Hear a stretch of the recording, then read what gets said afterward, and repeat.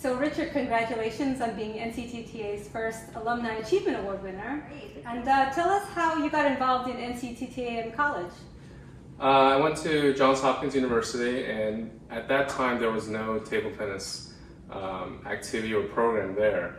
So a couple of my friends and I started a table tennis club there, and we were able to get some funding from the school to buy equipment, to also get a coach, and also go and compete in some tournaments, which at that point was the League of Northeast Intercollegiate Table Tennis, LNITT.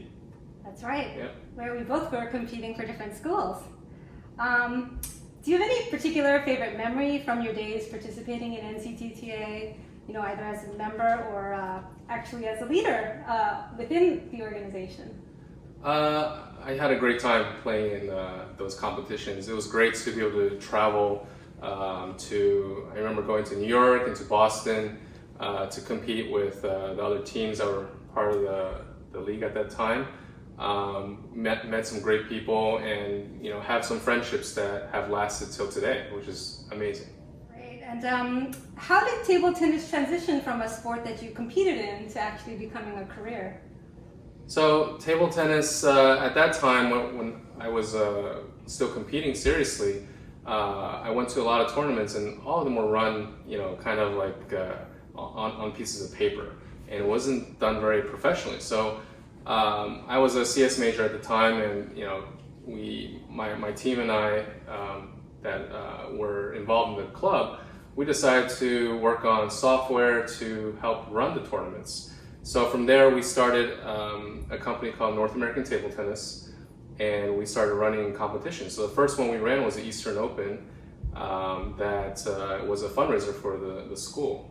And from there, we got the opportunity to host also the North American Teams Championships in '98.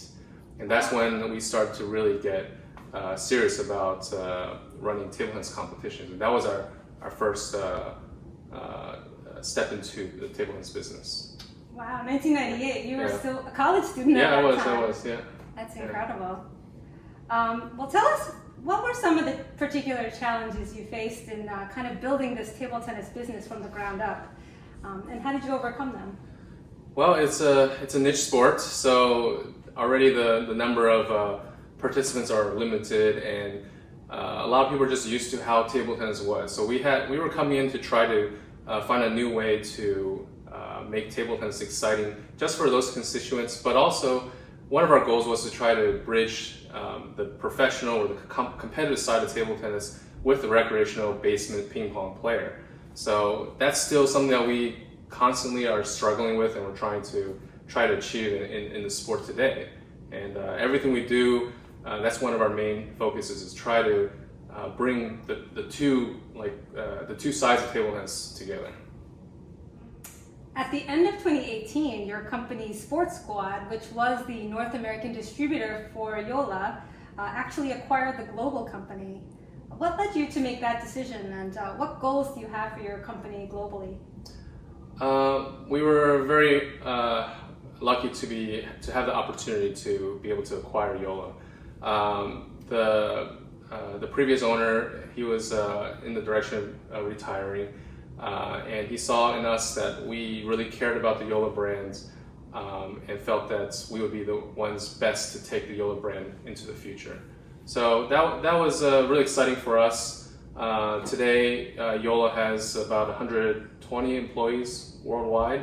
We have offices in the US, here, in Germany, in China, in Brazil, and we're always looking for more opportunities to let people know more about the table tennis brand and try to bring Yolo to be even stronger in the world. If you could give any advice to any of the students in NCTTA today, do you have any thoughts that you might want to share with them? I started my college ambition to be an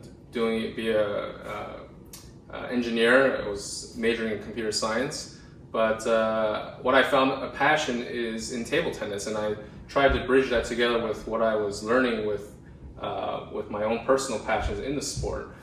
And I think that's worked out fairly well for me.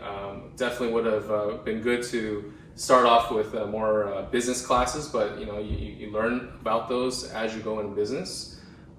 So for me, I would say to those kids in the NCTTA, if you guys love the sport, hey, give the sport a try. The business is still growing. We are always looking for people who love the sport and who have an understanding of the sport, because here in the U.S. there's very few kids that really understand the sport in a way that they can take the sport to the next level in their career as well. So if table tennis is a passion of yours, look into what possible careers there are in the sport, and I think that's there's some great opportunities out there. Well, thank you so much for sharing about your experiences, and congratulations again. Thank you.